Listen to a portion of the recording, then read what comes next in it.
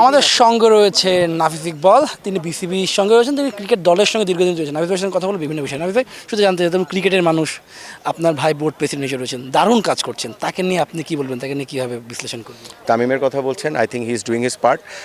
এটা হলো দোতলার ব্যাপার, আমরা থাকি নিচতলা এবং মাঠে, সো আমরা এখানকার জিনিসগুলো দেখি, চিন্তা ভাবনা করি। ড্রেসিং রুমের পরিবেশ সম্পূর্ণ চেঞ্জ, আপনি যুক্ত হবে, ড্রেসিং রুমের পরিবেশ প্রাণ চঞ্চল্য ফিরেছে, ক্রিকেটের অনেক উৎসাহ নিয়ে মাথায় খেলছে, পারফরমেন্স করছে, এর পেছনে কারণগুলো একটু জানতে চাচ্ছিলাম। আই এম শিওর যে এটা এখনকার ব্যাপার না, এটা অনেক লং টার্ম প্রসেস, একটা ফ্যামিলির মতো আমরা বন্ডেড, এবং এটা অনেক দিন ধরে চেষ্টা করছি যে একটা ইউনিটি তৈরি করি, একটা কালচার তৈরি করি। তাহিদ হৃদয় যে সিরিজে খেলছেন, দারুণ পারফরমেন্স করছেন, দলের জয়ের পেছনে বড় অবদান রাখছেন। হৃদয়ের সাথে আপনাদের অনেকটা সময় কাটে, হৃদয়ের কাছ থেকে দেখা সৌভাগ্য হয়েছে, তার ব্যাটিং বলি, তার ক্রিকেট সেন্স বলি, সব কিছু নিয়ে কী বলবেন?